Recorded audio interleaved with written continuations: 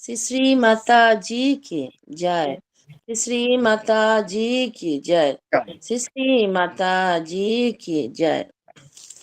गुरुर मध्य स्थिता माता मातृ मध्य स्थितो गुरु गुरुर्माता नमस्ते तु मातृगुरु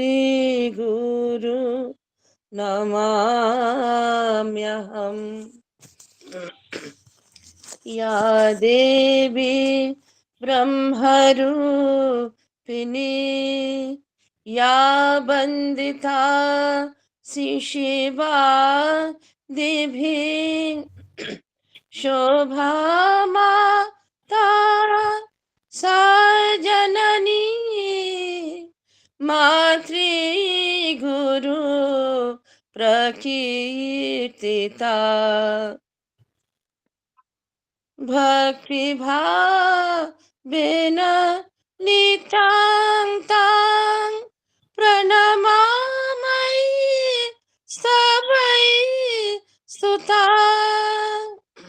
वन्दमहे भयो महो वन्दमहे भयो महो शेष शुद्धि भक्त वृंदा।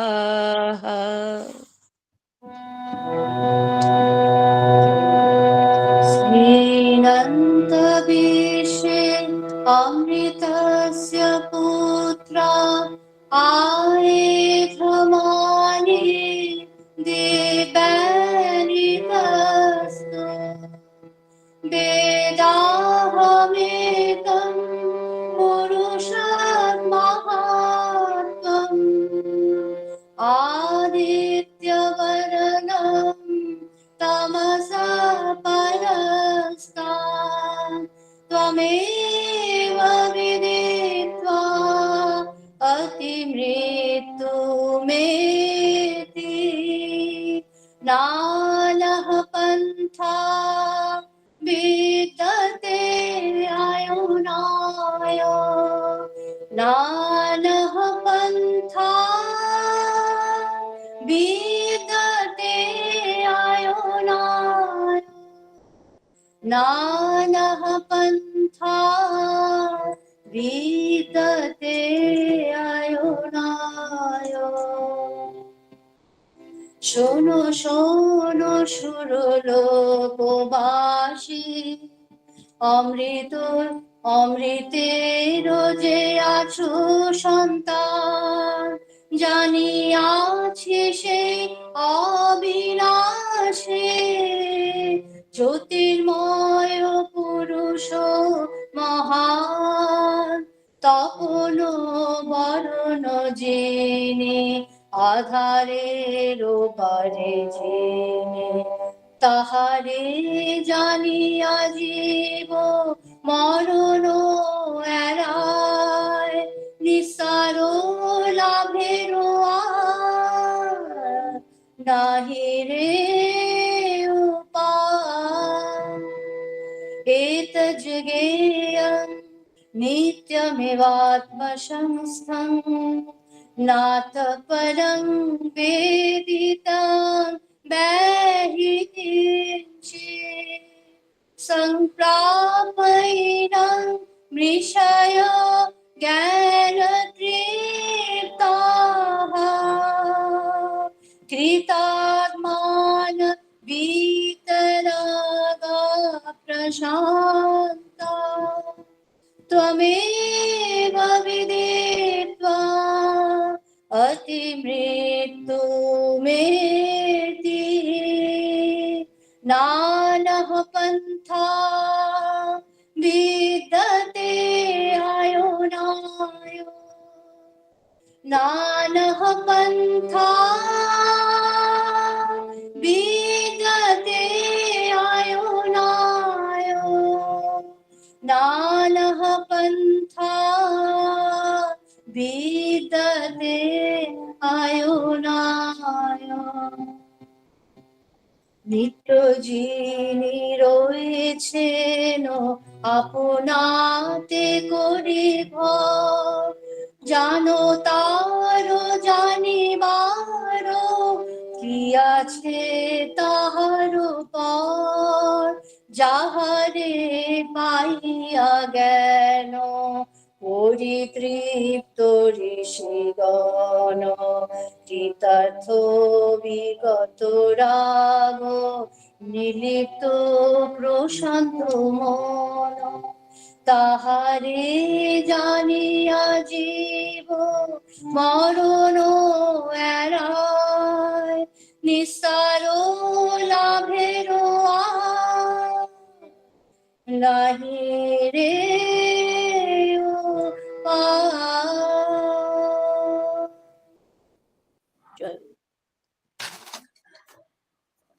শ্রী শ্রী মাতাজি কি জয়। আমি আজকে সন্ত আশিস থেকে একটা পাঠ করব। আমি বুঝতে পারিনি কি করব, তো আমি সন্ত আশিস কয়েকটা বার করে আমি একটা পাতা উল্টালাম, উল্টে ওখানে দেখলাম অশোকাদির একটা লেখা পড়লাম, ভালো লাগলো, মনে হলো মামুনির কথা বলতে তো খুবই ভালো লাগে। তার থেকে দুটো পাতা আবার উল্টালাম, ওখানে দেখলাম বাবিদির লেখা রাসের ওপরে একটা রাসলীলার মাহাত্ম্য। তো আমি ভাবলাম ওটাই পড়ি, তো আমি ওটাই পড়ছি। বাবিদি, আমি পুরোটা পড়ছি না, মাঝখান থেকে একটুখানি বাদ দিয়ে তোমার আর মামুনির যে কনভারসেশনটা সেটাই পড়লাম, কারণ ওটা আমার ভীষণ ভালো লাগলো। রাসলীলা মাহাত্ম্য, বন্দনা মুখার্জি। শ্রী শ্রী মায়ের কৃপা ভিক্ষা করে এই লেখনী ধরেছি। আজকে প্রসঙ্গটি কৃষ্ণ লীলার চরম উৎকর্ষ, পূর্ণ বিকাশ যে লীলার মাধ্যমে, সেই রাসলীলা। রাসলীলার যতটুকু আমরা সবাই জানি তা হলো, কার্তিক পূর্ণিমার রাতে শ্রীকৃষ্ণ ব্রজগোপীদের বাঁশির সুরে সংকেতে কুঞ্জবনে ডেকে পাঠিয়েছিলেন, আর সেখানে তারা সারা রাত নৃত্য গীত সহযোগে আনন্দ উৎসব করেছিলেন। রাসলীলায় শ্রীকৃষ্ণের এক বিশেষ অলৌকিক শক্তির প্রকাশ পেয়েছিল। তিনি একসঙ্গে প্রত্যেক গোপীর সঙ্গে নেচেছিলেন এবং তাদের প্রত্যেকের সমস্ত বাসনা পূর্ণ করেছিলেন।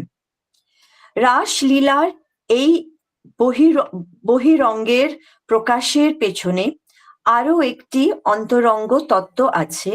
এই লেখা সেই অন্তরঙ্গ দিকটি নিয়ে। এবার আমি মামুনি আর বাবিদের মধ্যে কনভারসেশনটা পড়ছি।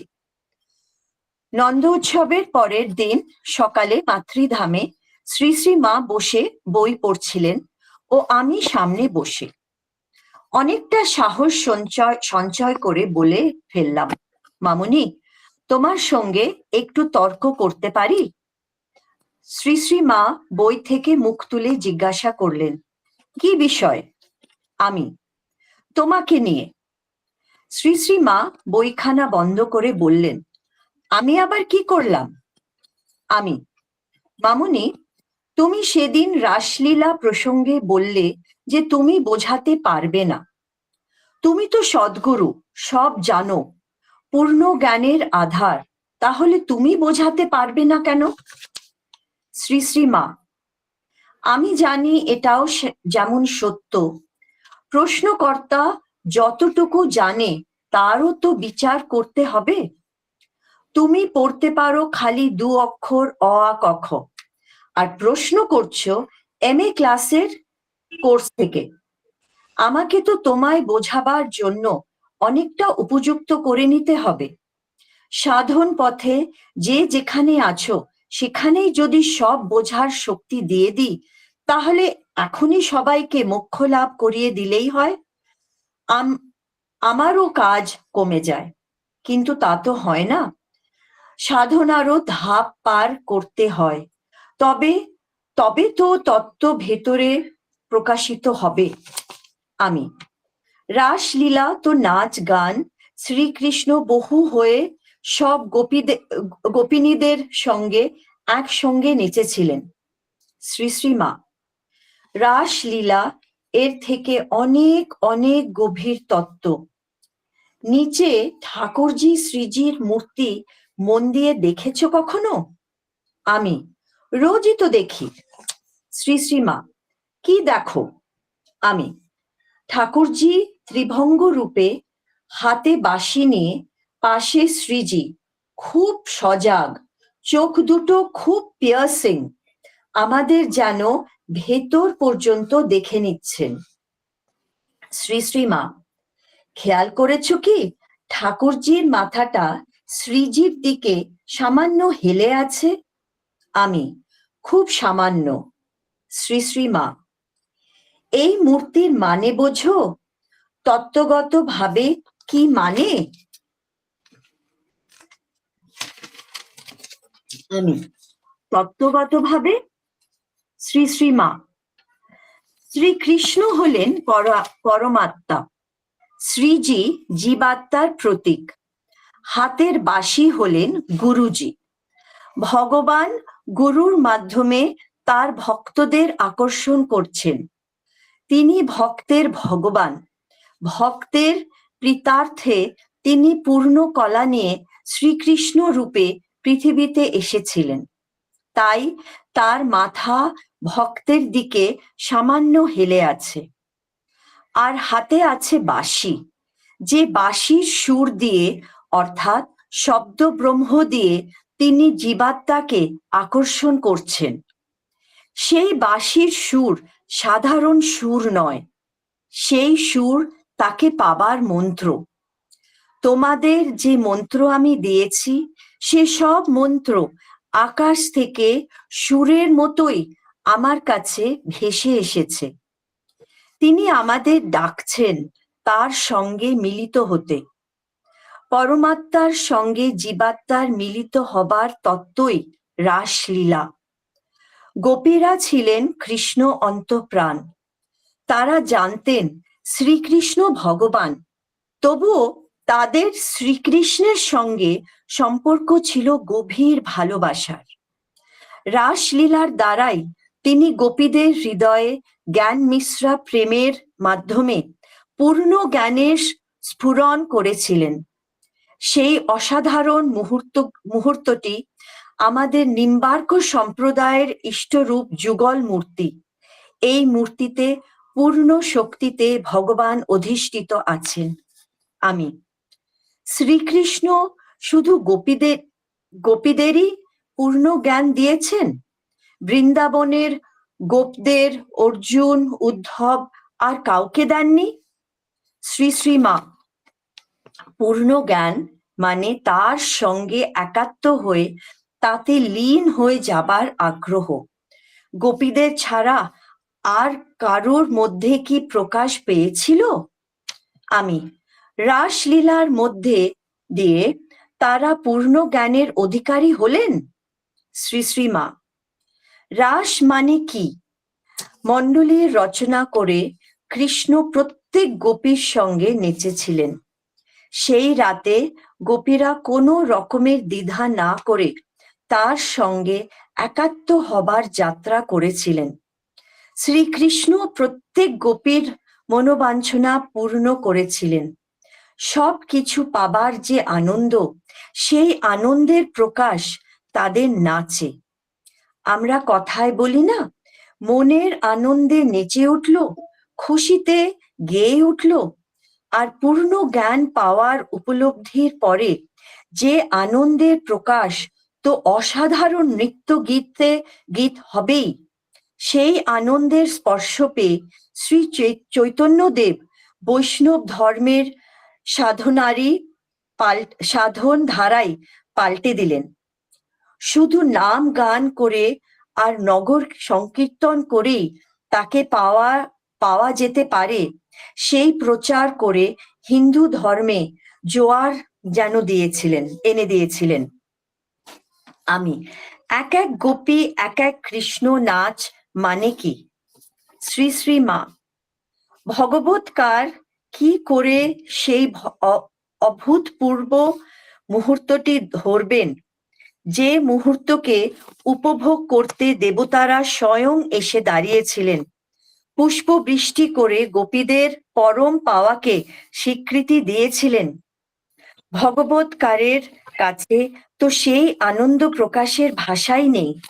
তাই তিনি রাসলীলা নারী পুরুষের মিলনের যে পূর্ণতা ও আনন্দ, সেই উপমা দিয়ে বোঝবার চেষ্টা করেছেন। এরপরে শ্রী শ্রী মা যেন নিজের মনেই বলে চললেন। কৃষ্ণ বাঁশি হাতে নিলেন গরু চড়াবার নাম করে, কিন্তু তার বাঁশির সুর আকর্ষণ করে সমস্ত বৃন্দাবনের গোপীদের। অদ্ভুত সেই বাঁশির সুর, যে সুরে মোহিত হয়ে পড়ত বৃন্দাবনের পশু পাখি, গাছপালা, মানুষজন, এমনকি দেবতারা পর্যন্ত। শুধু ব্রজবাসী সেই বাঁশির সুরে মুগ্ধ হলেও মোহিত হননি। গোবর্ধন পর্বত লীলার মাধ্যমে গোপেরা শ্রীকৃষ্ণের শ্রেষ্ঠ এবং আরাধ্য বলে স্বীকার করে নিল। শ্রীকৃষ্ণ হয়ে উঠলেন তাদের প্রধান, কিন্তু তাদের কাছে শ্রীকৃষ্ণের ঈশ্বর সত্তা প্রাধান্য পায়নি। তারা জানতেন কৃষ্ণ দেবতাদের আরাধ্য, কিন্তু তাদের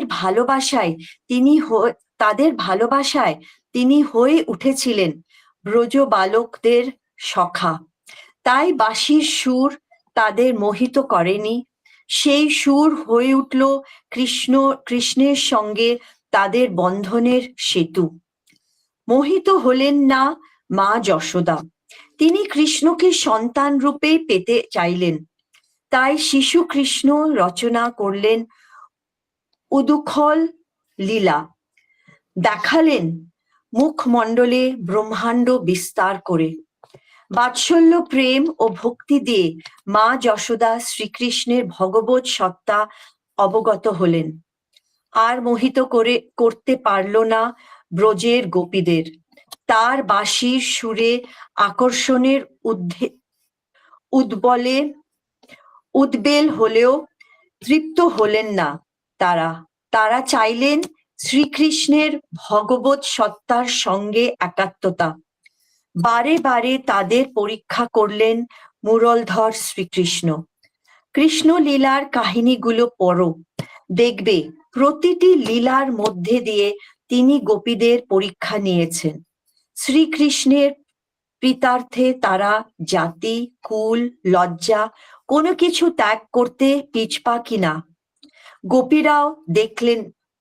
গোপীরাও দেখালেন কৃষ্ণ ছাড়া তাদের দেহে মনে আর কোনো বাসনা নেই। সব রকমের অভিমান ত্যাগ করে তারা কৃষ্ণকে পেতে চান। তারা শ্রদ্ধা, ভক্তি আর প্রেম এক বিন্দুতে নিয়ে কৃষ্ণ সমর্পিত চিত্তে জীবন যাপন করেছিলেন। পূর্ণ জ্ঞানের অধিকারী তারা ছাড়া আর কে হতে পারে? রাসলীলার একটা বাইরে প্রকাশ আর একটা অন্তরের প্রকাশের ব্যাপার আছে। রাসলীলার বর্ণনা যা পাওয়া যায় সে সবই বাইরের দিকটার প্রকাশ। বৈষ্ণব পদকর্তার এর বেশি কি বা লিখতে পারতেন? রাসলীলার অন্তর্নিহিত রহস্য তো ভাষায় প্রকাশ করা যায় না। সেই জন্য বলেছিলাম বোঝাতে পারবো না। আমি তোমার কথাগুলো আমি কি বুঝলাম? শ্রী শ্রী মা, কথাগুলো তোমার মনে থেকে যাবে, সময় মতন প্রকাশ পাবে। সেই তত্ত্ব অনুভূতিতেই প্রকাশ পায়। কথা দিয়ে কত আর বোঝানো যায়? এরপরে একটা ছোট্ট মামনির একটা বাণী পড়ছি, যেটা আমার মনে হলো খুব রেলেভেন্ট। মামনি বলেছেন, তার চিন্তায় সৎসঙ্গ, অসৎ চিন্তায় অসৎ সঙ্গ জানিবে। নিজের মনকে তার নামে গানে দৃঢ়ভাবে বদ্ধ করো, তবেই দেখিবে কোনো অসৎ চিন্তা এসে তোমার মনকে বিপদগামী করিতে পারিবে না। গুরু নির্দেশিত পথেই সৎ পথ জানিবে। নিজের বিচার ছাড়িয়া দিয়া গুরুর উপর নির্ভরশীল হও। নির্ভরশীলের রাস্তা সহজ সরল সুন্দর হয় জানিবে। শ্রী শ্রী মা। জয় মামুনি, জয় মা।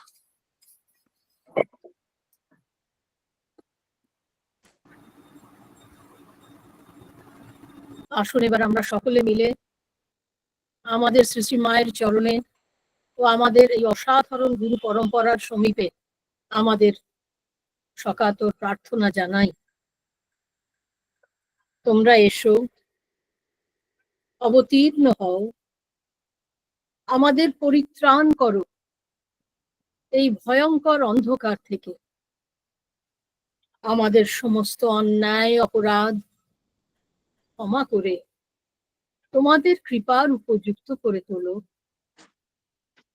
জয় গুরু, জয় মা। আমি আজকে, তোমরা কি শুনতে পাচ্ছ আমার গলাটা? হ্যাঁ বাবা দিদি। হ্যাঁ, শুনতে পাচ্ছি। আমি আজকে ভেবেছিলাম মামনির একটা চিঠি পড়বো, কিন্তু পরশুদিন জপে বসে আমার কিরকম মনে হলো মামনি বলছেন শান্তি ভাইয়ের লেখা থেকে একটু পড়ো। শান্তি ভাইয়ের লেখা থেকে আমার পড়তে গিয়ে দুটো পয়েন্ট খুব মজার লাগলো, সেইগুলো তোমাদের শোনাচ্ছি। প্রথমেই বলি উনি কিরকম ভাবে মামনির কাছ থেকে নামটা পেয়েছিলেন। শান্তি ভাই তখন কলেজে পড়েন, মেডিকেল কলেজে ফাইনাল ইয়ারে, 1940-এর কথা। খবরের কাগজে পড়লে এমনিতে ওর একটু ধর্ম দিকে মন আছে, ওর ইচ্ছে আছে এমন একজন গুরুকে পাবেন যিনি আধ্যাত্ম আলোচনা ওর সঙ্গে করবেন, যিনি সমাধিস্থ হবেন, যিনি ওকে অলৌকিকত্ব অনেক কিছু দেখাবেন। কিন্তু সেরকম কাউকে উনি পাননি। খুঁজেছেন, কিন্তু দু একজন যাদের সঙ্গে দেখাও হয়েছে ওর মনে হয়েছে যে না, এরা আমার গুরু নয়। হঠাৎ একদিন খবরের কাগজে একটি অল্প বয়সী মেয়ের কথা পড়লেন, যে সে কলকাতায় এসেছে, অসম্ভব ভালো আধ্যাত্মিক আলোচনা করে, বড় বড় ফিলসফারদের সঙ্গে সমানভাবে কথা বলতে পারে, এবং তিনি যখন ভোগ টোগ দেন তখন নানা রকম দেবদেবীর আবেশ তার দেহে অনেকেই দেখেছে। কিন্তু কোথায়, কলকাতা তো একটা শহর, কোথায় কলকাতায় খুঁজবেন কিছুই জানেন না। তো মনে রয়ে গেল এই ঘটনাটা। দু একজনের কাছে জিজ্ঞেস করতে করতে একেবারে বাড়ির মধ্যে প্রায় দুর্গাশঙ্কর বাবুর কাছেই জানতে পারলেন, এবং তারপরে সোজা প্রথম ছুটিতে, শীতের ছুটি হলো যেই, বরকান্তায় চলে গেলেন। বরকান্তায় গিয়ে ভীষণ ভালো লাগলো। সবচেয়ে প্রথম তো দেখলেন একটি অল্প বয়সী ছিপছিপে লম্বা মেয়ে, লম্বা চুল, হাসি মুখ। তাকে ঠিক গুরু বলে মানতে মনে হয় না, মানা যায়, কিন্তু সে যে খুব আপন সেটা তার মনে হচ্ছে। যাই হোক, সেবারে আর কোনো করলেন না, দীক্ষার কথা কিছু বললেন না। আসার দিন কি একটা বিশেষ কিছু ছিল বাড়িতে, পুজো, এবং সেখানে ভোগ দেবার পরে মামনি যখন বেরিয়ে এলেন, তখন মেয়েটি যখন বেরিয়ে এলো আর কি, তখন সকলেই দেখলো কিরকম একটু যেন অপ্রকৃতস্থ, এসে চুপ করে বসে রইলেন। এবং ভোগটা যখন দরজা খোলা হলো তখন দেখা গেল লুচির মধ্যে ফুলকপি ভাজা রয়েছে। এইটা ওকে খুব চমকে দিয়েছিল। শান্তি ভাইয়ের ছুটি শেষ হয়ে গেল, তিনি ফেরত চলে এসেছেন। দ্বিতীয়বার গেছেন, সেবার তিনি সমাধিস্থ অবস্থাটাও দেখতে পেলেন, একটু আধ্যাত্মিক আলোচনাও করেছিলেন, সুন্দর উত্তর পেয়েছিলেন। তারপরে জিজ্ঞেস করেছেন, মা আমি কি দীক্ষা পেতে পারি? তো মামনি বললেন এখনো সময় হয়নি। সেবারে হলো না। তার আবার কিছুদিন পর একটা অদ্ভুত টানে উনি ফেরত গেছেন বরকান্তাতেই। মামনিকে বললেন যে এবারে দেবেন দীক্ষা? মামনি বললেন সময় তো হয়নি। যে কবে সময় হবে? উনি হাসতে শুরু করেছেন মামনি। তখন শান্তি ভাই বললেন 1 সপ্তাহ আছি, তার মধ্যে হবে? মামনি বললেন না। যে 1 মাস পরে আরেকটা ছুটি আছে, 3-4 দিনের জন্য আসতে পারি, তখন হবে? মামনি বললেন না। 3 মাস পরে আরেকটা ছুটি আছে, নববর্ষের ছুটি আছে, তখন কি হবে? মামনি বললেন না। তখন উনি হতাশ হয়ে কবে হবে জিজ্ঞেস করেছেন, তখন মামনি বললেন 1 বছরের মধ্যে। আর সত্যি সত্যি ঠিক 6 মাসের মাথায় কোনোই ছুটি ছিল না, হঠাৎই চলে গেছিলেন। এবং সেদিন একদম মামনি বললেন, কালকে পুকুরে স্নান করে এসো, তোমাকে দীক্ষা দেব। এইভাবেও দীক্ষা হয়েছিল। এবার মানে আমাদের বেনারস আশ্রম তৈরির পেছনে তো শান্তি ভাইয়ের একটা বিরাট বড় ভূমিকা আছে। সেই গল্পটা শান্তি ভাইয়ের ভাষায় শুনি।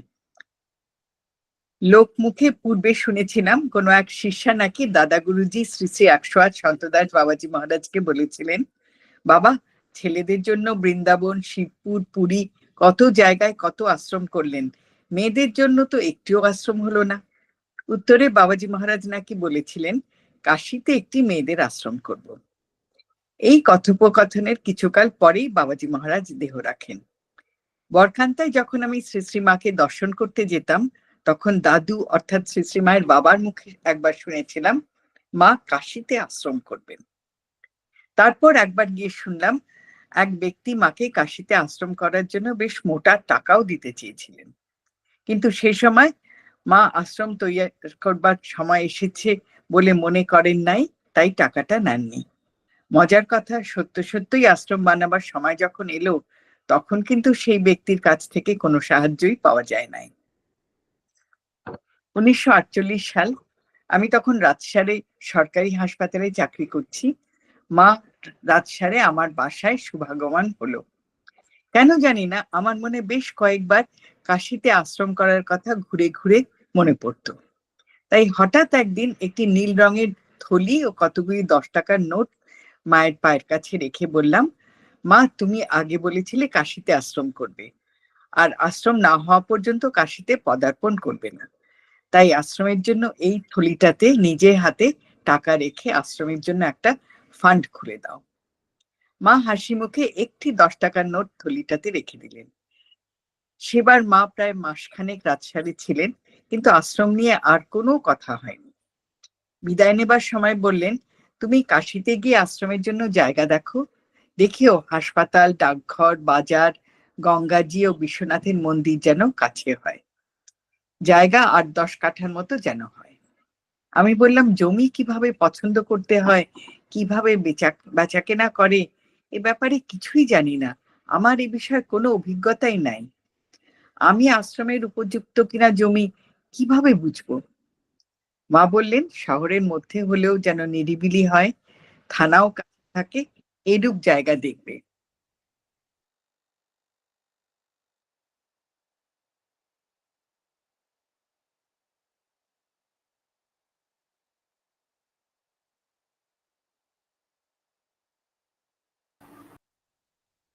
বাবিদি শোনা যাচ্ছে না। বাবিদি বেরিয়ে গেছে, রিজয়েন করতে দাও। আচ্ছা,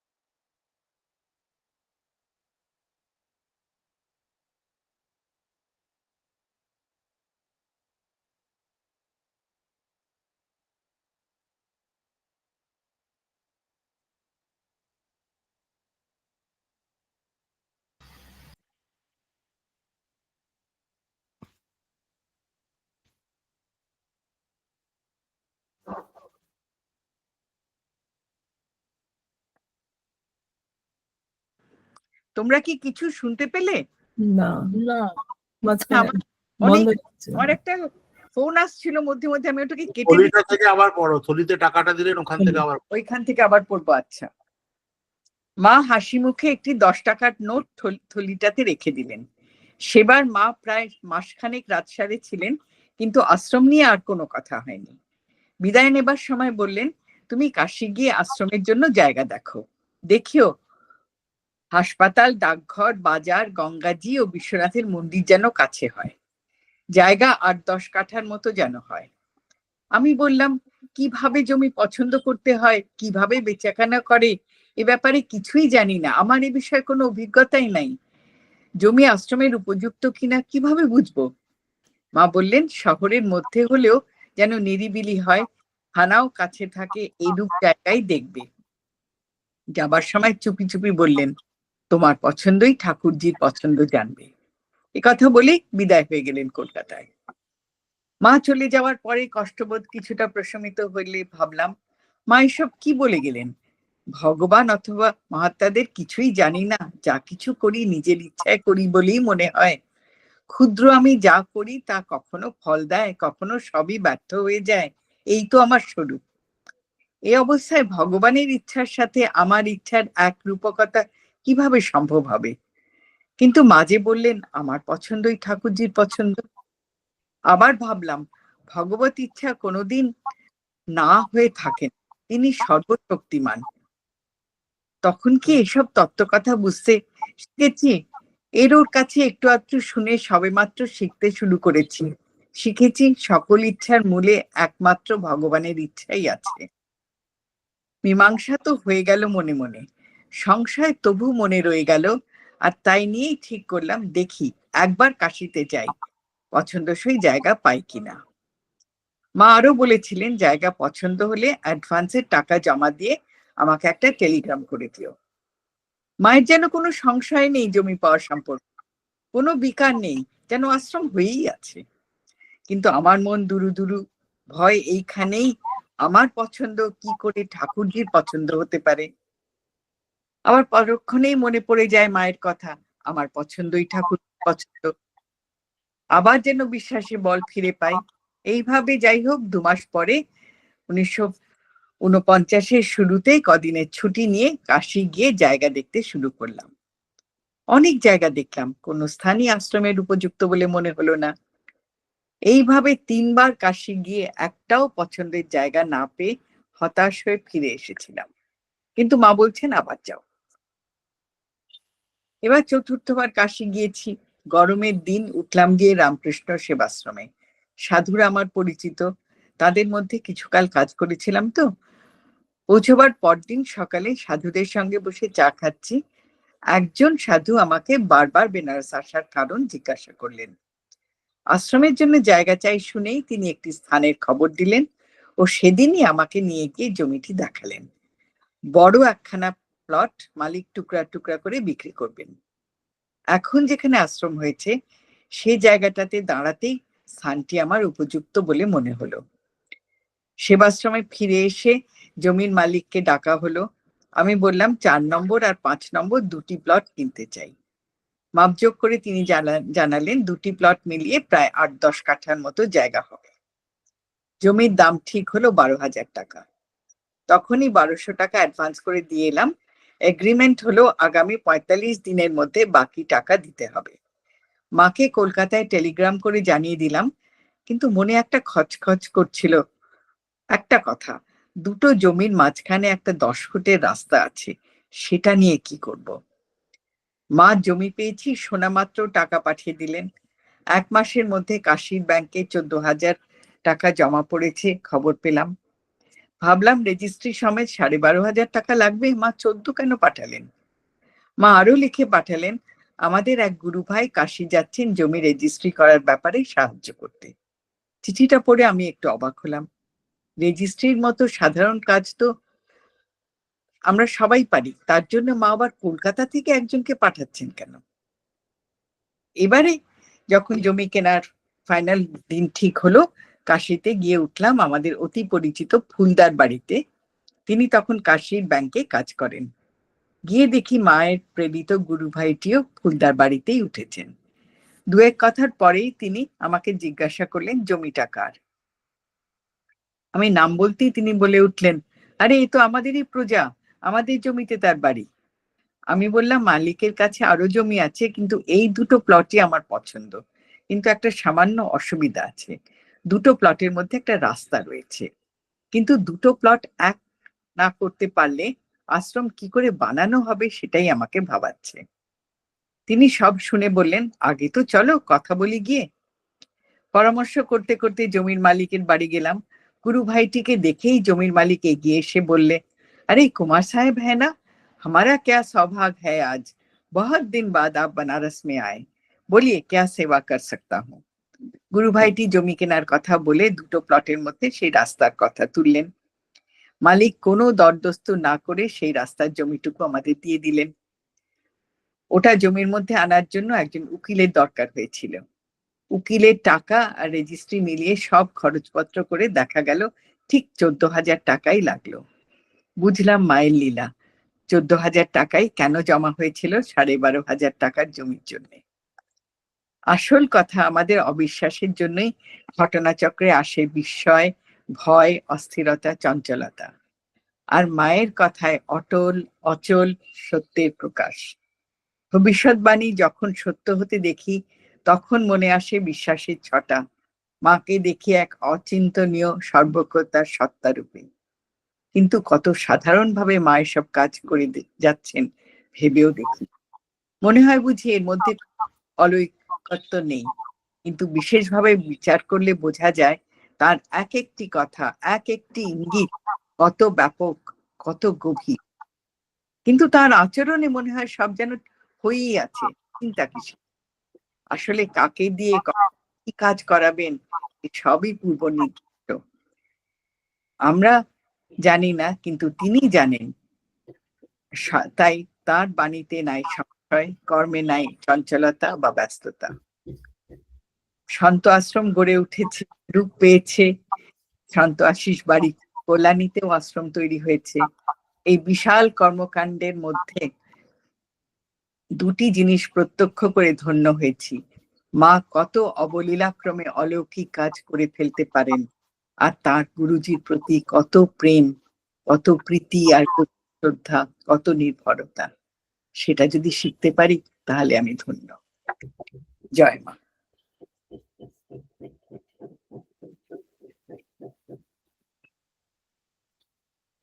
জয় মা।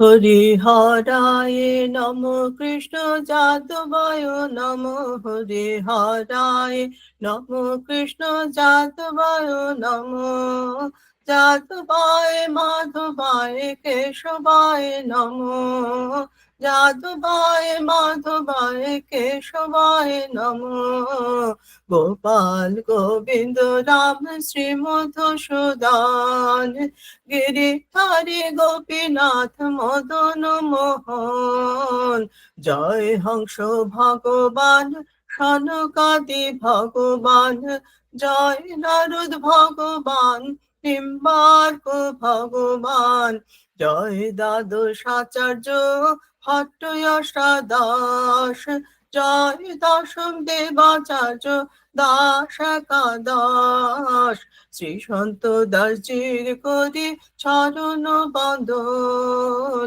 শ্রী সন্ত দাসজির করি চরণ বন্দন, যাহা হইতে বিঘ্ন নাশ অভীষ্ট পুরাণে, গুরু পরম্পরা যার মোরা তার দাসে, গুরু পরম্পরা যার মোরা তার দাস, তার সহায় পদ রেণু মোর পঞ্চগ্রাস, তাদের চরণ সেবে ভক্ত সনিবাস, জনমে জনমে হয় এই অভিলাষ, নিম্বার্ক সম্প্রদায় যাবে ব্রজে কইলেন বাস, রাধা কৃষ্ণ নিত্য লীলা করিলেন প্রকাশ, ব্রজে রাধা কৃষ্ণ নিত্য লীলা করিলেন প্রকাশ, আনন্দে বল হরি ভজ বৃন্দাবন মনের,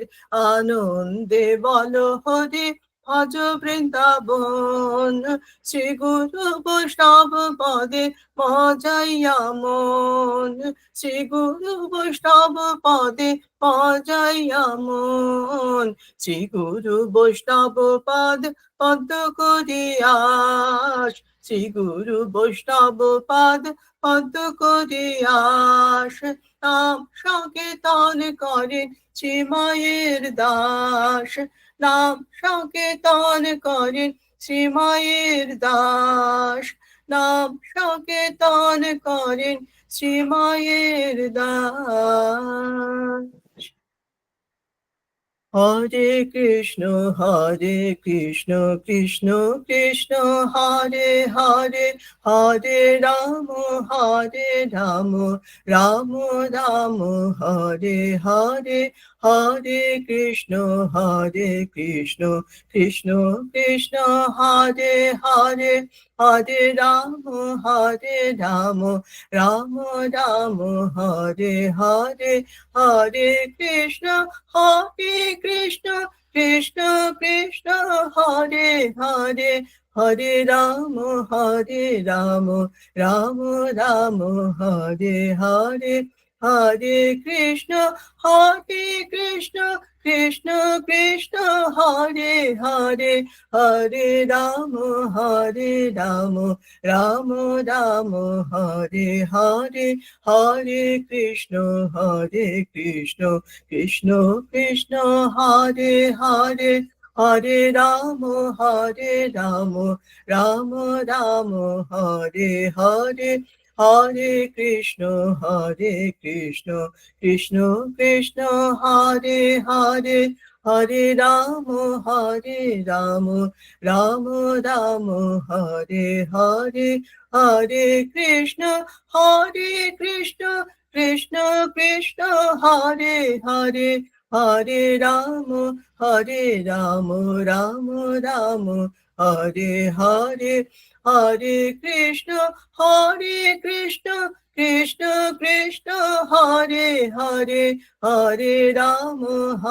হরে রাম রাম রাম রাম হরে হরে, হরে কৃষ্ণ কৃষ্ণ কৃষ্ণ কৃষ্ণ হরে হরে, হরে রাম রাম রাম রাম হরে হরে, হরে কৃষ্ণ কৃষ্ণ কৃষ্ণ কৃষ্ণ হরে হরে, হরে রাম রাম রাম রাম হরে হরে, হরে কৃষ্ণ কৃষ্ণ কৃষ্ণ কৃষ্ণ হরে হরে, হরে রাম রাম রাম রাম হরে হরে। জয় মা। জয় গুরু। জয় মা জয় মা জয় জয় মা, জয় মা জয় মা জয় জয় মা, জয় মা জয় মা জয় জয় মা, জয় মা জয় মা জয় জয় মা, জয় মা জয় মা জয় জয় মা, জয় মা জয় মা জয় জয় মা, জয় মা জয় মা জয় জয় মা, জয় মা জয় মা জয় জয় মা, জয় মা জয় মা জয় জয় মা, জয় মা জয় মা জয় জয় মা, জয় মা জয় মা জয় জয় মা, জয় মা জয় মা জয় জয় মা, জয় মা জয় মা জয় জয় মা, জয় মা জয় মা জয় জয় মা, জয় মা জয় মা জয় জয় মা, জয় মা জয় মা জয় জয় মা, জয় মা জয় মা জয় জয় মা, জয় মা জয় মা জয় জয় মা, মা মা মা মা মা মা মা মা মা মা মা মা, জয় মা জয় মা জয় জয় মা, জয় মা জয় মা জয় জয় মা।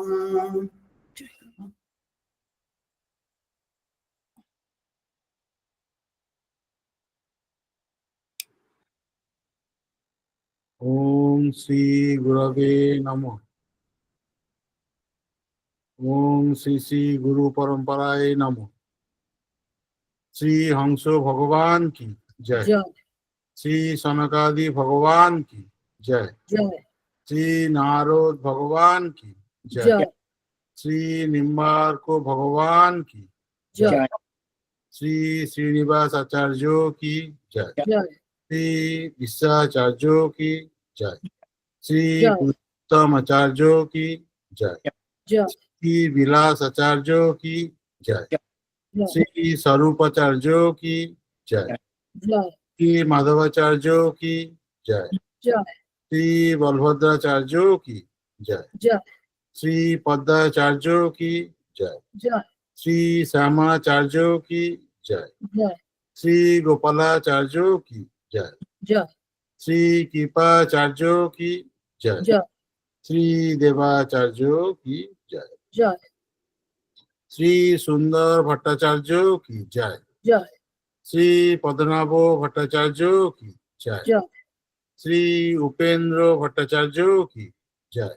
জয় শ্রী রামচন্দ্র ভট্টাচার্য কি জয়। জয় শ্রী বামন ভট্টাচার্য কি জয়। জয় শ্রী কৃষ্ণ ভট্টাচার্য কি জয়। জয় শ্রী পদ্মাকর ভট্টাচার্য কি জয়। জয় শ্রী শ্রবণ ভট্টাচার্য কি জয়। জয় শ্রী ভূরি ভট্টাচার্য কি জয়। জয় শ্রী মাধব ভট্টাচার্য কি জয় শ্রী শ্যাম ভট্টাচার্য কি জয়। জয় শ্রী গোপাল ভট্টাচার্য কি জয়। জয় শ্রী বলভদ্র ভট্টাচার্য কি জয়। জয় শ্রী গোপীনাথ ভট্টাচার্য কি জয়। জয় শ্রী কেশব ভট্টাচার্য কি জয়। জয় শ্রী গাঙ্গল ভট্টাচার্য কি জয়। জয় শ্রী কেশব কাশ্মীরি ভট্টাচার্য কি জয়। জয় শ্রী শ্রী ভট্টাচার্য কি জয়। জয় শ্রী হরিব্যাস দেবাচার্য কি জয়। জয় শ্রী সাবুরাম দেবাচার্য কি জয়। জয় শ্রী কর্ণহর দেবাচার্য কি জয়। জয় শ্রী পরমানন্দ দেবাচার্য কি জয়। জয় শ্রী চতু চিন্তামণি দেবাচার্য কি জয়। জয় শ্রী মোহন দেবাচার্য কি জয়। জয় শ্রী জগন্নাথ দেবাচার্য কি জয়। জয় শ্রী মাখন দেবাচার্য কি জয়। জয় শ্রী হরি দেবাচার্য কি জয়। জয় শ্রী মথুরা দেবাচার্য কি জয়। জয় শ্রী স্বামী শ্যামলদাস জি কি জয়। জয় স্বামী হংসদাস জি কি জয়। জয় श्री स्वामी हीरादास जी की जय। জয় श्री स्वामी मोहनदास जी की जय। জয় श्री स्वामी नीलदास जी की जय। জয় श्री स्वामी इंद्रदास जी की जय। জয় श्री स्वामी बजरंगदास जी की जय। জয় श्री स्वामी गोपालदास जी की जय। জয় श्री स्वामी देवदास जी की जय। জয় श्री 108 स्वामी रामदास काठे बाबा जी महाराज जी की जय। श्री 108 स्वामी संतदास बाबा जी महाराज जी की जय। अनंत श्री शोभा माता जी की জয় श्री श्री माता जी की जय।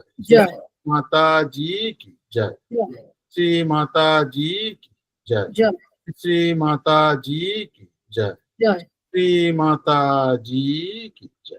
জয় তোমাদের একটা খুব ইন্টারেস্টিং ইনফরমেশন দিই।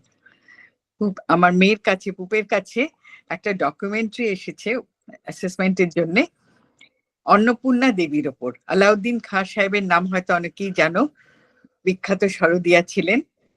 তার মেয়ে অন্নপূর্ণা দেবী, যিনি প্রথম জীবনে রবি শঙ্করের স্ত্রী ছিলেন, তারপরে আলাদা হয়ে যান এবং ভীষণ সবকিছু ভুলে গেছিলেন, শুধু তার সঙ্গীতটাই মনে ছিল। আরো নাম করা সব বড় বড় শিষ্যরা আছে, হরিপ্রসাদ চৌরাসিয়া, হলদিপুর, এরা সব নাম করা এক একজন শিষ্য।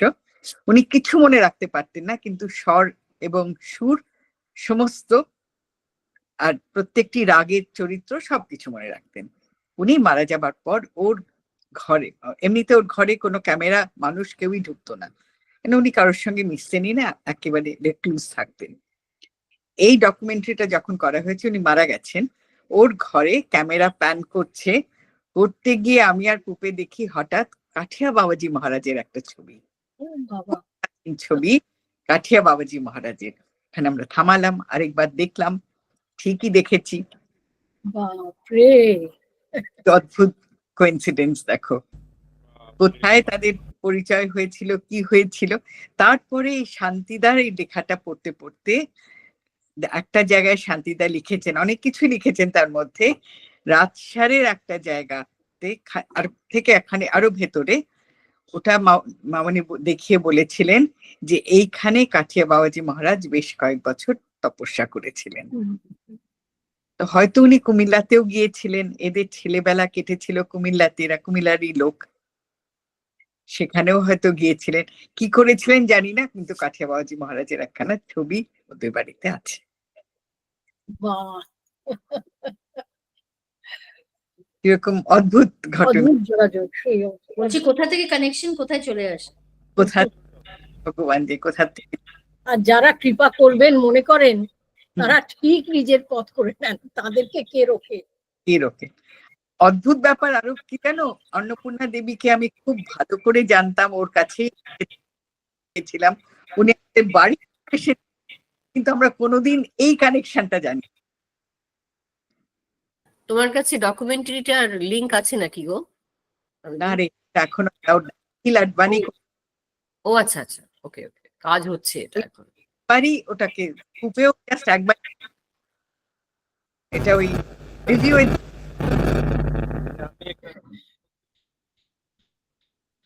আচ্ছা, আরেকটা জিনিস এই সপ্তাহে আমি তোমাদের ভেবেছিলাম যেটা বলবো, গুরু মানে নিম্বার্ক সম্প্রদায় নিয়ে কথা বলা শুরু করবো ভেবেছিলাম, কিন্তু তার আগে আমি তোমাদের সবার কাছে ইংরেজিতে একটা ছোট টাইম পড়তে, 20 মিনিট লাগবে।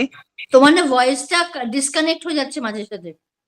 আমার ভয়েসটা, আমার আসলে প্লেস করেছি আমি ভুলে গেছি, হারিয়ে ফেলেছি আসলে। এবার পাচ্ছিস একটু বেটার? হ্যাঁ, বেটার। আমি একটা মামনি টিউটোরিয়াল বায়োগ্রাফি সবাইকে বলে বারে বলছি, লেখা হচ্ছে না, খানিকটা শুরু করেছি। প্রথম চ্যাপ্টারটা 10 বছরের জীবন, সেইটা ইংরেজিতে কি লিখেছি এর পরের বার তোমাদের পড়ে শোনাতে পারি? নিশ্চয়ই। ভালো লাগবে, ইংরেজিতে কিন্তু বাংলায় নয়। খুবই ভালো লাগবে শুনতে। ঠিক আছে, একটু দেখো কি লিখেছি, এরভাবে মামনিটা লেখা ভালো হবে কিনা একটু তোমরা দেখো কেমন। তারপরে ডিসেম্বর থেকে আমি আবার মানে দ্বৈতা সিদ্ধান্ত কি, তার কত রকম সিদ্ধান্ত আছে, চতুর সম্প্রদায় মানে নিয়ে বলবো। ঠিক আছে? আচ্ছা, সব ভাই বোনদের একটু জানিয়ে দিই, তাহলে আমার ফোনটি একেবারে শেষ হয়ে গেছে, তার মানে চৈতন্য প্রাপ্তি অচৈতন্য প্রাপ্তি জানি না হয়ে গেছে। এখন নতুন একটি ফোন আমদানি হয়েছে, হোয়াটসঅ্যাপ তাতে এখনো লোড হয়নি, in order to recover the old thing. সেই জন্য আমি কারোর সাথে যোগাযোগটা সেভাবে করতে পারছি। সব হোয়াটসঅ্যাপের অনেকগুলোই নাম্বার চলে গেছে দেখছি, যেগুলো হয়তো আমার ফোনে লোডেড ছিল। তো এটা জানিয়ে রাখলাম। So if you people call me at all, বা নিজের নাম্বার যদি কোনোভাবে পাঠানো যায়, তাহলে আমি সেগুলো করে নেবো। ওটা রিকভারি হয়ে যাবে, তুমি তো টেনশন নিও না, ফোনটা থেকে রিকভার হয়ে যাবে, ও তোমার দোকানদার করে দেবে, অত চাপ নিও না।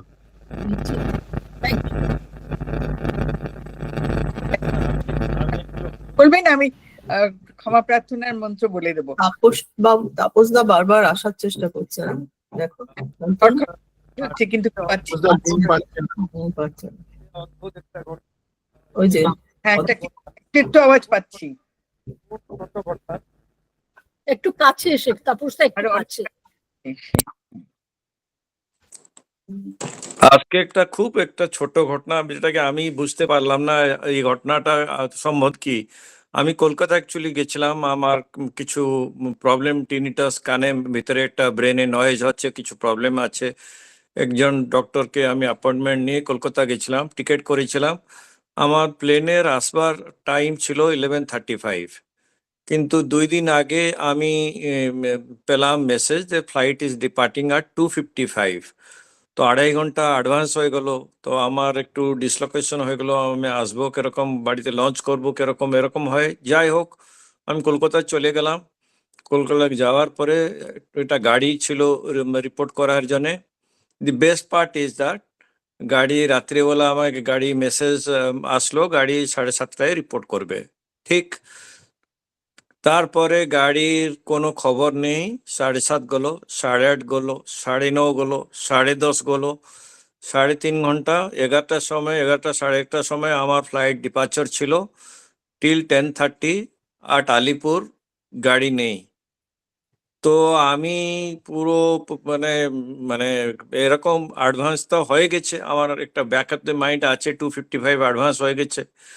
তারপরে আমি গাড়ি মালিককে ফোন করলাম। তো গাড়ি শুধু আসলো অ্যারাউন্ড 11:10। তারপরে যখনই আমি পৌঁছলাম অ্যারাউন্ড 2 o'clock, ফ্লাইটটা ঠিক টাইমে 2:55 নিলাম। এবার মজার কথা, আমি ভাবলাম যে টিকিটটা করলাম তো লাস্ট উইক, মেসেজ আসলো থার্সডে যে 2:55 অ্যাডভান্স হবে। কিন্তু বুঝলাম 2:55 অ্যাডভান্সটা কেন হলো, কেন 11:30টায় যে ফ্লাইটটায় আমার কার আমাকে পিক আপ করবে না, আমি বাড়ি আসতে পারবো না। কি অদ্ভুত ব্যাপার! বা গাড়ি আমার actually, to be very frank, 10:30 পর্যন্ত কোনো খবর নেই। অ্যান্ড গাড়ি যখনই এসেছে আমি তারপরে বুঝেছি যে নাও আমি 2:55 ফ্লাইটটা নিয়ে বাড়ি আসতে পারবো। এইটাই মামনির একটা অদ্ভুত লীলা, যে গাড়ি 3 ঘন্টা ফ্লাইটকে ডিলে করে দিয়েছে, কারণ আমার কার 3 ঘন্টা আসবে না। জয় মা, জয় গুরু। জয়। সব দিকে খেয়াল থাকে। অদ্ভুত অদ্ভুত ব্যাপার, মা যে কিরকম কবে কি করে। তাপস ভাই, আরো অনেকেই কিন্তু আমি আর তুমি যে স্বপ্নটা দেখেছি ওই রকম স্বপ্ন কিন্তু আরো অনেকে দেখছে এক ধরনের। বাপরে, আরে বাপরে, তা মানে মা মানে বলছি বলো কিনা, না কি স্বপ্ন দেখছো, আমরাও একটু শুনি। দেখেছে, শান্তা দেখেছে। ওটা আবার একবার রিপিট করো না প্লিজ, ওটা শুনতে খুব ভালো লাগে। শান্তা ওটা বলুক।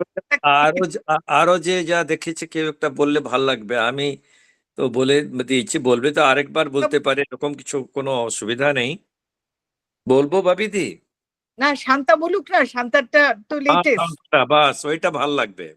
আমি বলে দিচ্ছি, শান্তা আসতে পারবে না এখন, ঠিক আছে? বলে আমি হ্যাঁ শান্তনু বল, শুনি। তোমার ভিডিওটা অন করে বলো। হ্যাঁ,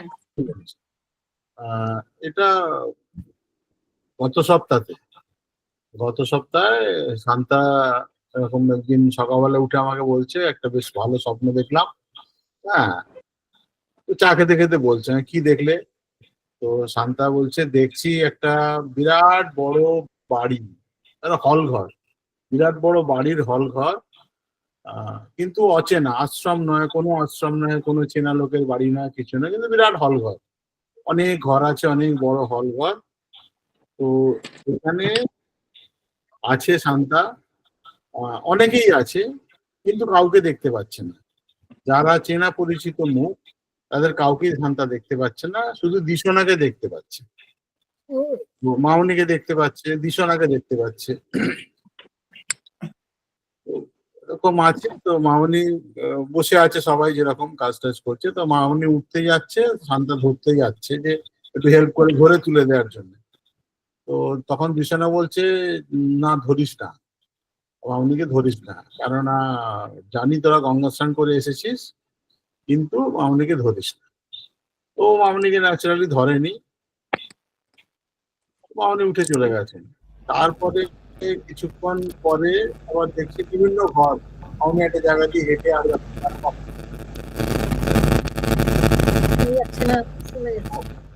কেটে গেল।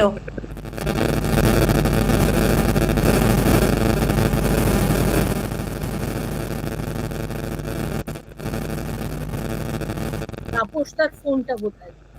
হ্যাঁ, তাপস ভাই বোধহয়, হ্যাঁ এবার এবার বল। তো একটু পরে দেখছি যে বসে আছে, তো মামনি আসছেন হেঁটে বিভিন্ন ঘর, কোনো একটা বাঁদিকের কোনো ঘর থেকে পাশ থেকে মামনি হেঁটে আসছেন, লম্বা হল ঘরটার মধ্যে। তো তারপরে এসে মামনি বলছেন যে বাঁদিকের ঘরে ঢুকে যাওয়ার আগে মামনি বলছেন কোমরটা টিপে দিতে, শান্তাকে বলছেন কোমরটা টিপে দিতে। তো শান্তা তো কোমরটা একটু ইতস্তত করে, মামনি গায়ে হাত দিতে গেলে আমাদের যেরকম একটা ইতস্তত ভাব থাকে না, তারপরে সামন্তা তো কোমরটা টিপে দিয়েছে। টিপে দেওয়ার পরে মামনি বাঁদিকের কোনো একটা ঘরে ঢুকে গেছে, লেফট সাইডে কোনো একটা রুম, অনেক ঘর আছে, লম্বা হল, খুব সুন্দর কারুকার্য করা হল। তো তারপরে ঘুমটা ভেঙে গেছে। তো আমি বললাম যে ঘটনাটা তুমি আগে বাবিদিকে বলো। না, আমার মাথায় ওইটা আছে যে বড় হল ঘরের মধ্যে দেখেছে, আর তুমি বাবিদিকে বলো। তারপরে বলছে যে মিনিংটা বুঝতে পারছি না, কিরকম কিরম দেখলাম একটা ব্যাপার, আর তুমি বাবিদিকে বলো, বাবিদি ঠিক তোমাকে জুগিয়ে দেবে। এটা হলো ঘটনা। তো বাবিদিকে বললাম, বাবিদি বললো দেখ আমরা যে স্বপ্নটা দেখেছিলাম ভালো, ও সব থেকে বড় পার্ট আনন্দ পাচ্ছে কি মামনির কোমরটা ও টিপে দিতে পেরেছে। এইটা হলো ঘটনা। সেবা করার সুযোগটা পেয়ে গেছি স্বপ্নের মধ্যে। হ্যাঁ, এইটা হচ্ছে বড় ঘটনা। না, বাবিদি আর তাপসদা দেখেছিল যে একজন পুরুষ, মামনি ট্রান্সফর্ম হয়ে যাচ্ছে একটা পুরুষে, হ্যাঁ না? চেহারাটা একটা পুরুষের মতন, হ্যাঁ। আর ইয়ারও তুমি তো ইয়ারও দেখেছো 2030 ডিসেম্বর 30। একটা কিছু ইন্ডিকেশন তো ডেফিনেটলি, কিছু একটা ইন্ডিকেশন, একটা মস্ত বড় মামনিকে মস্ত বড় মেসেজ বলো, হ্যাঁ একটা কিছু দেখাচ্ছে মামনি।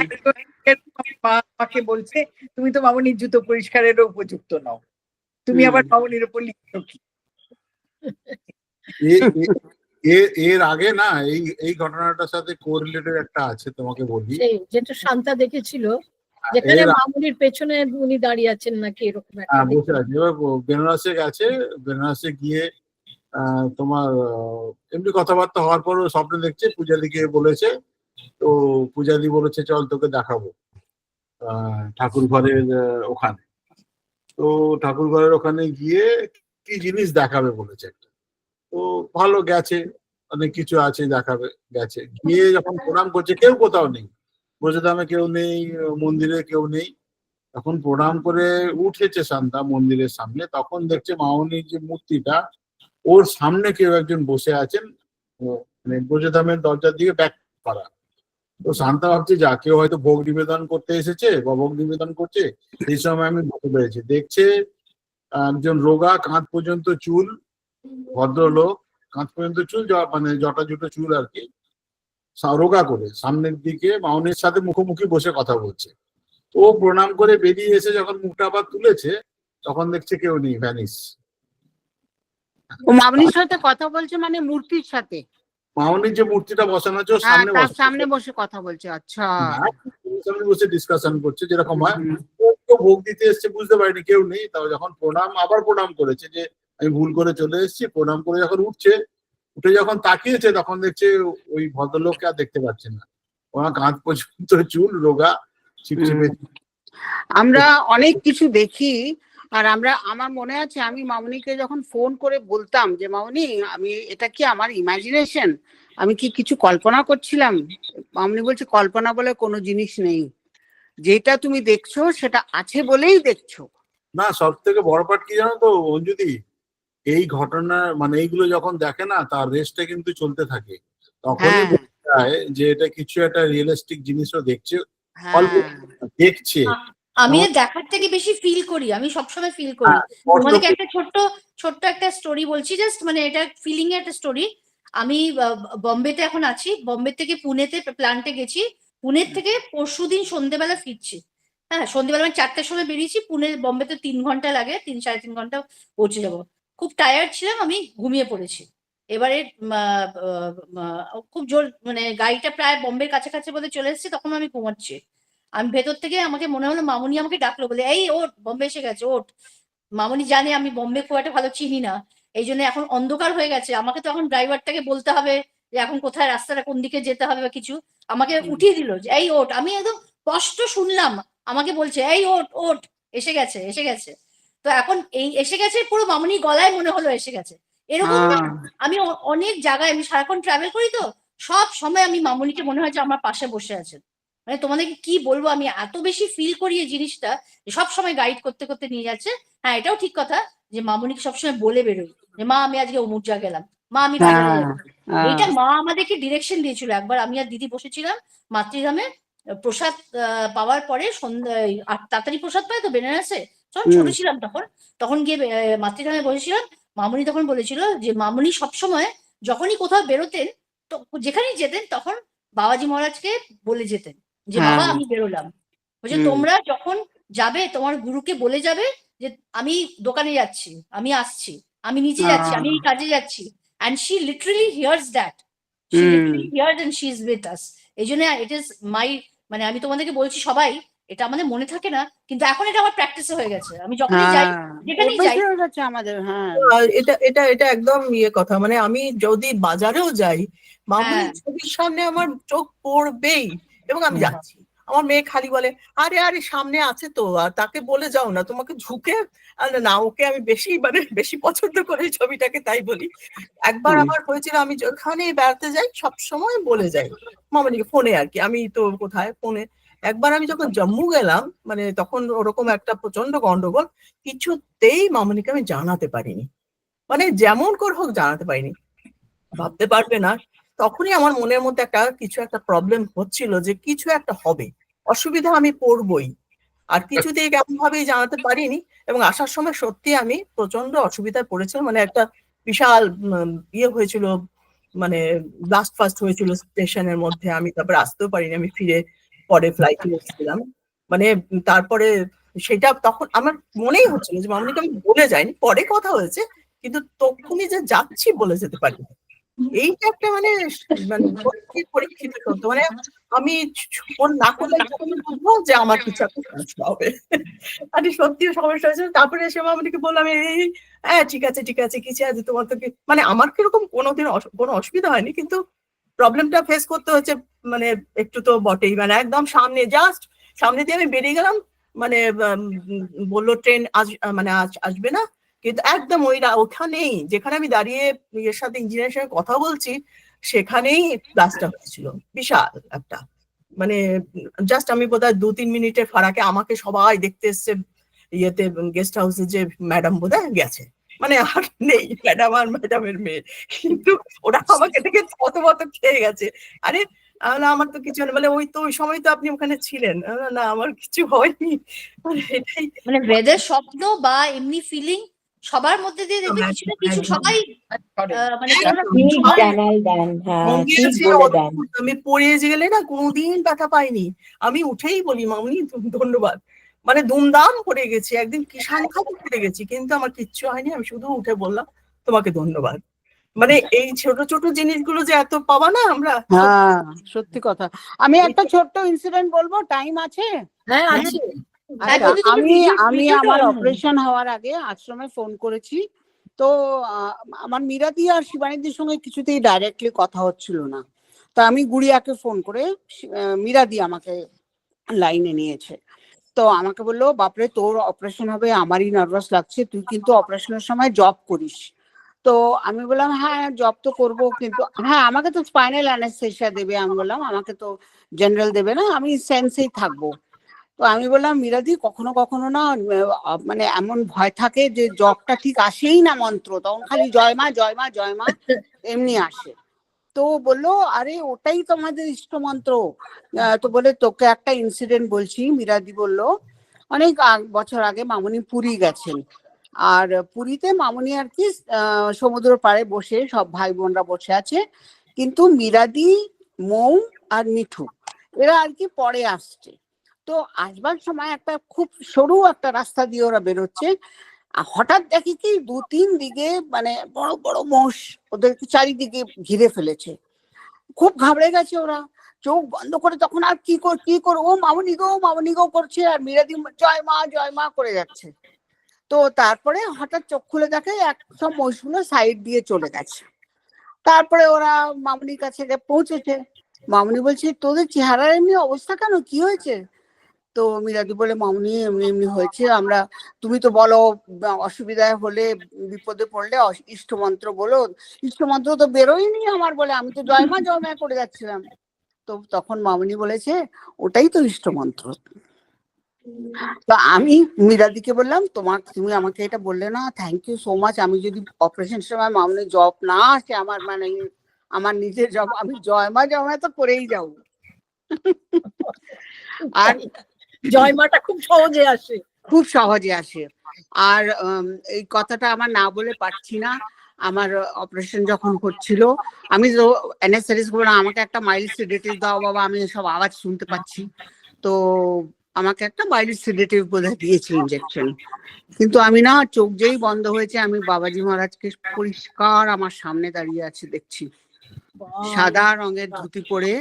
আর বাবাজি মহারাজ না খুব ফর্সা, আমি ভাবতাম বাবাজি মহারাজ রংটা একটু শ্যাওলা, ফটো টটো যা দেখে, কিন্তু আমি যা দেখেছি ফর্সা, সাদা ধুতি আর পাতলা চাদর গায়ে দিয়ে। আর লুকু বলছে মামা তোমার যখন অপারেশন হচ্ছিল আমার বন্ধু, লুকুর বন্ধু 3 জন 4 জন আর বোধহয় গোপা, এরা 4 জন ওটির বাইরে ছিল। লুকু বলছে আমরা জব করছিলাম আর আমিও শুধু বাবাজি মহারাজকে দেখেছি। বাহ, what a coincidence. হ্যাঁ, কোইন্সিডেন্ট বলো বা কি জানি না, কিন্তু আমার ভীষণ অভিমান হয়েছে যে মামনি তুমি কেন দেখা দিলে না। আসল লোকে বাবাকে পাঠিয়ে দিয়েছে, তুমি কি না, করো? আমি বলেছি লুকুকে, আমি বললাম দেখ মামনি নিজে দেখা দিল না বাবাজি মহারাজ।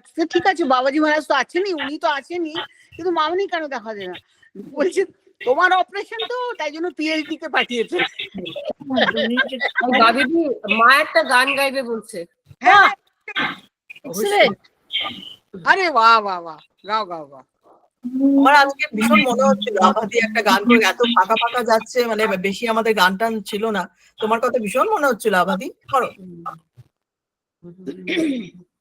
হে গোবিন্দ রাখো চরণে, হে গোবিন্দ রাখো চরণে,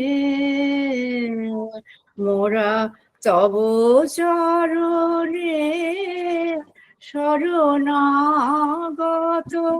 তব চরণে শরণাগত,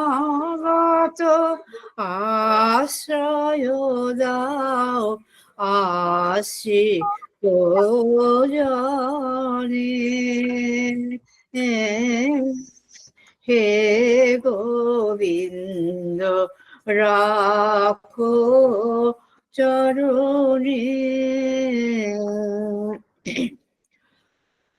গঙ্গা ঝরে যে শ্রীচরণ বে, কত দুঃখ পায় সে চরণ যে, গঙ্গা ঝরে যে শ্রীচরণ বে, কত দুঃখ পায় সে চরণ যে, এ চিতা জ্বালা হর হে শ্রীহরি, চাহ করুণ সিক্ত নয়নে, এ চিতা জ্বালা হর হে শ্রীহরি, চাহ করুণ সিক্ত নয়নে, রাখো চরণে, হে গোবিন্দ রাখো চরণে। ভিক ভিক্ষা চাহিলে মানুষ নাহি ফেরা, তোমার দুয়ারে ভিখি মাগিল যে ফিরাবে কি, ফিরাবে কি তুমি তা, ভিক্ষা চাহিলে মানুষ নাহি ফেরা, তোমার দুয়ারে ভিখি মাগিল যে ফিরাবে কি, ফিরাবে কি তুমি তা, তব চরণ ধরিয়া ডুবে মরি যদি, রবে কলঙ্ক জীবনে, তব চরণ ধরিয়া ডুবে মরি যদি, রবে কলঙ্ক জীবনে, রাখো চরণে, হে গোবিন্দ রাখো চরণে, হে গোবিন্দ রাখো চরণে।